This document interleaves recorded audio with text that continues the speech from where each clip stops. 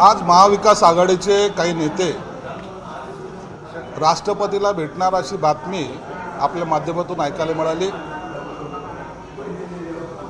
पूर्वी हेच काही लोक असे म्हणायचे की ईव्हीएम मशीन हे हॅक होते आणि मोदी साहेब जे काही निवडणुका जिंकतात त्या मशीनच्या माध्यमातून हॅक केल्यामुळे जिंकतात असा आरोप काही वेळ केला गेला।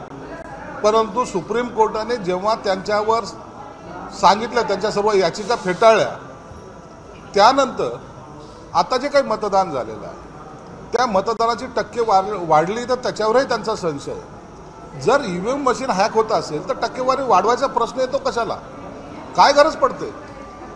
आणि दुसरी महत्त्वाची गोष्ट आहे, ज्या ज्या ठिकाणी मतदान होतं त्या त्या मतदान केंद्रावर सर्वच पक्षाचे बूथप्रमुख हे बसलेले असतात।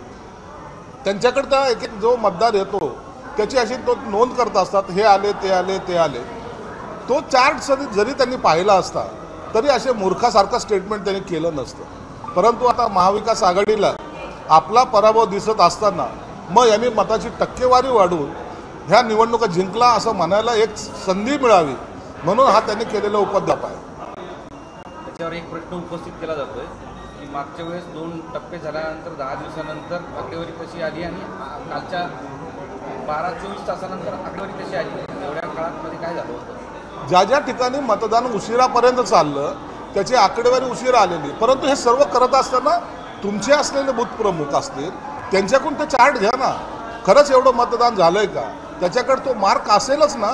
नाही, प्रश्न तसा नाही, मतदान कसं काय लवकर आलं, मागच्या 10 दिवसानंतर कसं आलं, चूक सुधारली। आता ते जर त्यावेळेस झाले असेल तर त्याने ते आपली चूक सुधारली असेल, त्यात काय विशेष काही नाही। 4 जून नंतर एकनाथ शिंदे तुरुंगात जातील अन्यथा तरी पार होतील, संजय राऊत म्हणाले। संजय राऊत जेव्हा केव्हा भाकीत करतात, नेमकं त्याचा उलट होतो, त्याचा अर्थ समजून घ्या। उबाटा गटाचे कोण कोण जेलमध्ये जाणार आहे याची यादी कदाचित संजय राऊतकडे आली असावी।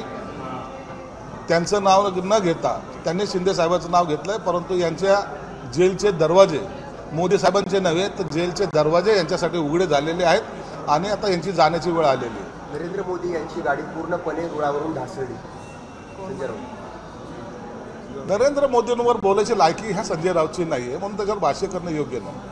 बाप बदलण्याची महायुतीला गरज आहे, मला नाही,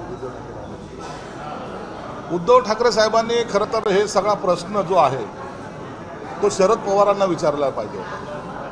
मागे त्यांचा 4 दिवसापूर्वी व्हिडिओ आलेले आहेत, त्यांनी नम्रपणे जे काही शरद पवारांचे हात जोडून जे काही दर्शन घेतलेलं आहे, जर शिवसेना प्रमुख हयात असते तर त्यांनी कसं कार्टून काढलं असतं याचा विचार केला तर त्यांची लायकी काय हे आपल्याला लक्षात येईल। लोकसभेवेळी सर्वांचं आय लव्ह यू असतं, मात्र विधानसभेच्या वेळी सर्वांचं आय हेट यू होतं।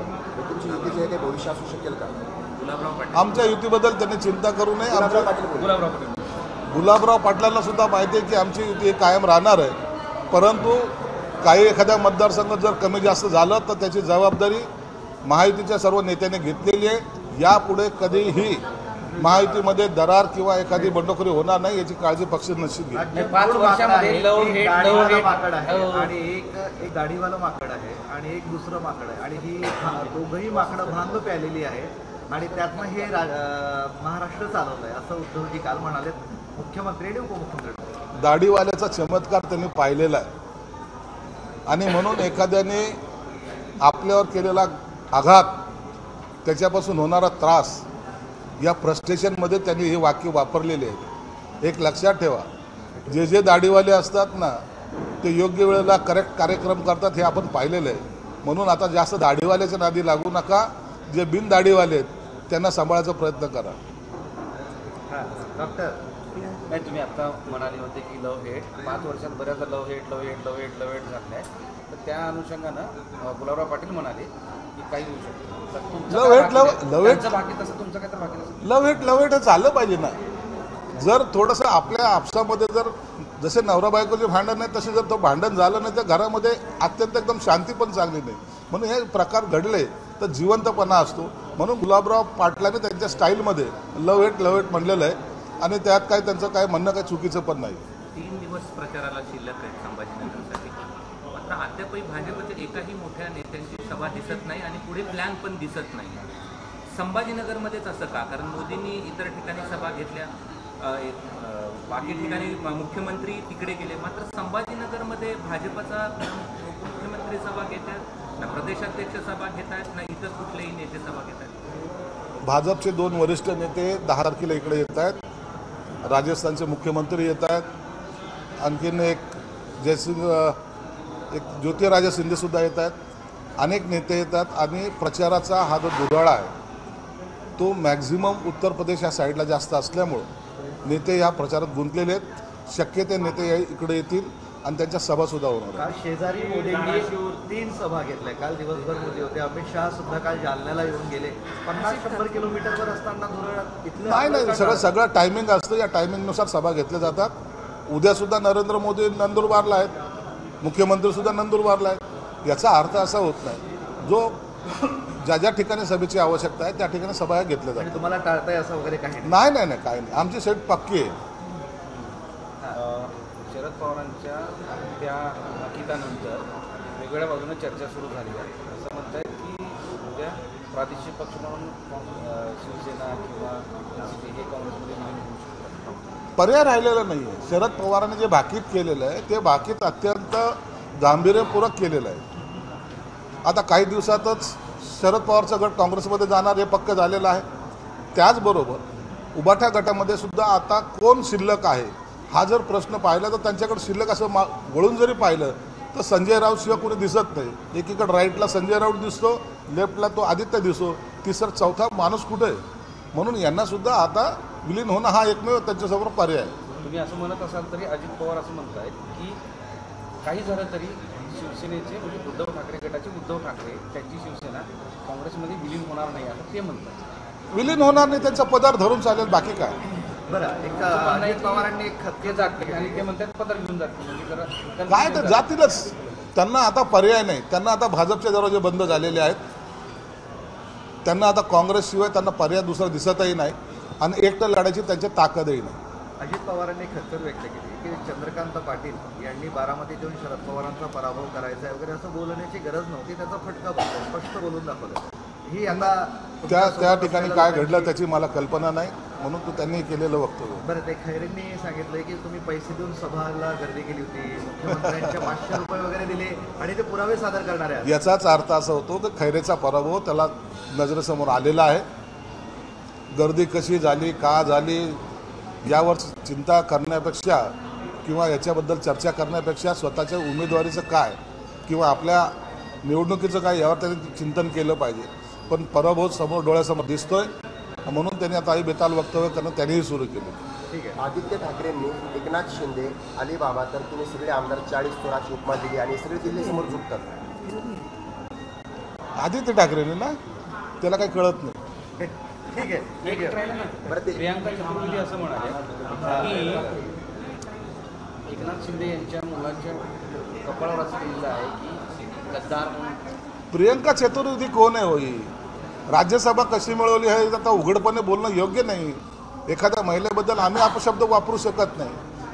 जर वापरला तर त्याचा परिणाम वेगळे होतात. महिलाबद्दल अपशब्द बोलले, पण तो राज्यसभा कशी मिळवली हा अख्ख्या देशाला माहिती, अख्ख्या महाराष्ट्राला माहिती.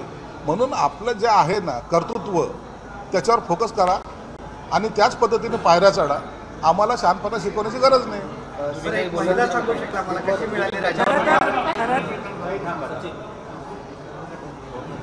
खरं तर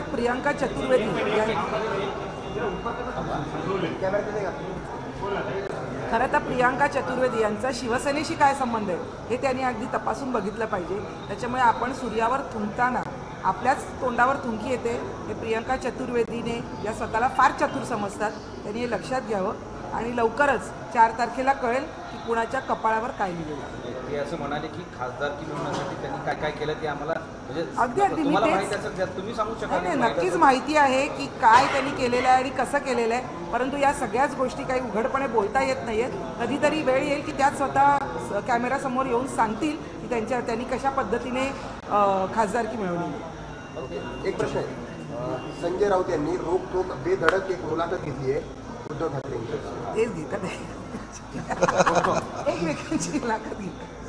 संजय राऊत उद्धव ठाकरेंची मुलाखत घेतात, आपल्या पेपरमध्ये छापून आणतात आणि प्रदीर्घ मुलाखत, रोखठोक मुलाखत, हे तो ज्या सामनामध्ये नौकरदार आहे त्याला हे करणं भाग आहे. आणि आपल्या जो आपल्याला ज्याच्याकडे आपण भाकरी खातो त्याची चाकरी करताना एवढी इमानदारी त्याला ठेवणं गरजेचं आहे. म्हणून या मुलाखतीमध्ये तसा काही अर्थ नसतो.